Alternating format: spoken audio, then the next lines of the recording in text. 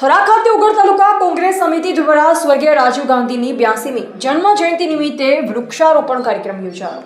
સ્વર્ગીય રાજીવ ગાંધી એક ભારતીય રાજકારણી હતા, જેમણે 1984 થી 1989 સુધી ભારતના છઠ્ઠા વડાપ્રધાન તરીકે સેવા આપી। તેમના માતા વડાપ્રધાન સ્વર્ગીય ઇન્દિરા ગાંધી 40 વર્ષની ઉંમરે સૌથી નાના ભારતીય વડાપ્રધાન બન્યા।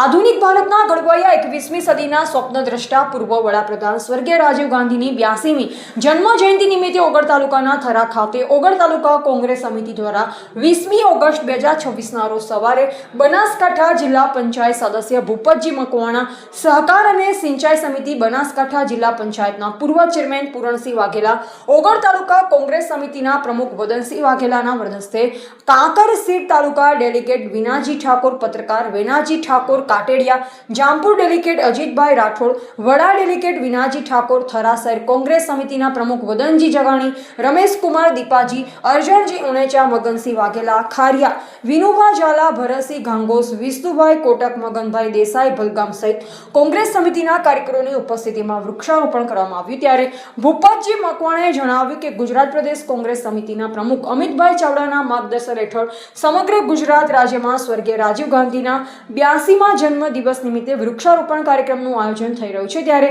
ઓગળ તાલુકા મુખ્ય મથક થરા ખાતે પણ ઓગળ તાલુકા કોંગ્રેસ સમિતિના પ્રમુખ વદનસિંહ વાઘેલા સહિત તેમની ટીમ દ્વારા રાજીવ ગાંધી અમર રહોના નારા સાથે વૃક્ષારોપણ કરવામાં આવ્યું છે। અલ્પેશ ગોસ્વામી સાથે નટવર કે પ્રજાપતિ।